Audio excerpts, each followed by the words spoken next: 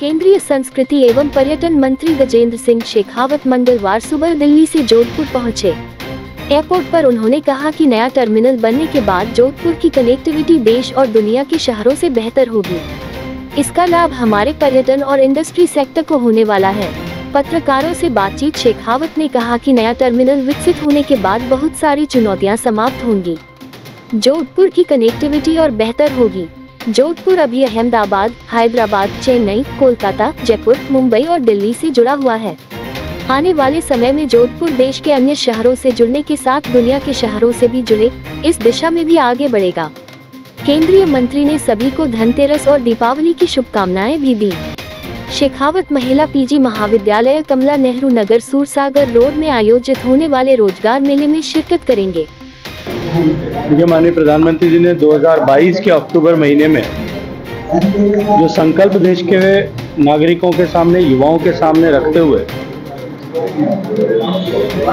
एक निश्चित प्रक्रिया के माध्यम से देश के सरकार के विभिन्न विभागों और उपक्रमों में 10 लाख रिक्तियों को भरने का जो संकल्प लिया था, आज 13वें मेले के पूरा होने तक 8.5 लाख ऐसे रोजगार इन मेलों के माध्यम से सामूहिक रूप से दिए गए।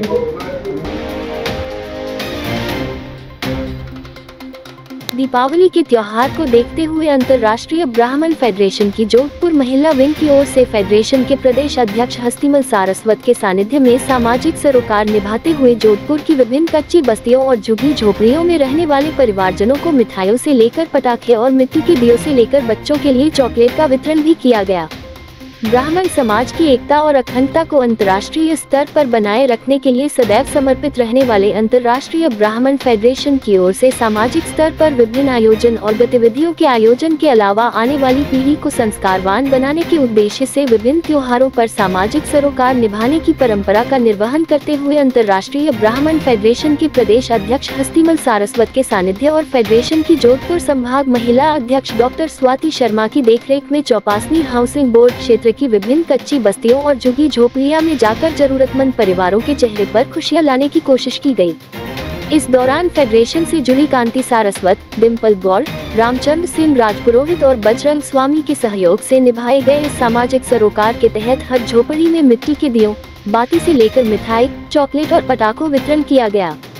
इस दौरान कच्ची बस्ती में रहने वाले बच्चों से लेकर बड़ों के चेहरों पर खुशी देखकर सुकून की अनुभूति भी हुई। जोधपुर के professional boxer loco pilot Kamalkant Punia 8 नवंबर को ऑस्ट्रेलिया के टूरूम्बा में ऑस्ट्रेलिया के प्रोफेशनल बॉक्सर डायलन बिग्स के साथ बॉक्सिंग करेंगे। वे doctor Lokesh Bharti and mister James Young Australia बनाम भारत कप की प्रोफेशनल बॉक्सिंग प्रतियोगिता में हिस्सा ले रहे हैं। कमलकांत बिग्स के साथ WBC Australia middle weight title के लिए 8 राउंड की भिड़ंत करेंगे। दिग्गज ऑस्ट्रेलिया बॉक्सर डायलन बिग्स अपने बॉक्सिंग करियर में 12 बॉक्सिंग फाइट में से 11 में विजेता रहे हैं। इनके पास WBC ऑस्ट्रेलियन टाइटल का खिताब भी है। बिश्नोई समाज द्वारा SDM प्रियंका बिश्नोई की मौत के बाद न्यायालय द्वारा अस्पताल प्रशासन के खिलाफ मुकदमा दर्ज करने का आदेश दिया। उसके बाद मुख्यमंत्री के नाम और जिला कलेक्टर को ज्ञापन सौंपकर कार्यवाही करने की मांग की। न्यायालय के निर्देश अनुसार परसों उस पूरे प्रकरण में FIR दर्ज हुई है और उस FIR में आज माननीय मुख्यमंत्री के नाम पे बिश्नोई समाज के प्रतिनिधि मंडल ने एक ज्ञापन दिया है और उस ज्ञापन में मुख्यमंत्री जी से यही न्याय मांग की गई है कि इस पूरे प्रकरण की जांच करा के और प्रियंका बिश्नोई को न्याय दिलाया जाए और भविष्य में इस प्रकार की कोई लापरवाही या इस प्रकार की घटना नहीं हो, इसको सुनिश्चित किया जाए। जोधपुर के जाने माने डॉक्टर कांति जोशी जी की प्रथम पुण्यतिथि पर SN मेडिकल कॉलेज परिसर में व्याख्यान माला का आयोजन किया गया, जिसमें उनके जीवन में किए गए कार्यों के बारे में बताया गया। जोधपुर नगर निगम दक्षिण के वार्ड संख्या 64 में नगर निगम द्वारा दुकानों की रसीद काटने को लेकर दुकानदारों ने हंगामा किया। पार्षद ललित गहलोत मौके पर पहुंचे और अधिकारियों से वार्ता कर रसीद काटने से रोका। ये थे आज के मुख्य समाचार। विस्तार से जानने के लिए पढ़ते रहिए दैनिक नवज्योति। दैनिक नवज्योति के YouTube चैनल को सब्सक्राइब करें और ताज़ा अपडेट के लिए बेल आइकॉन दबाएं।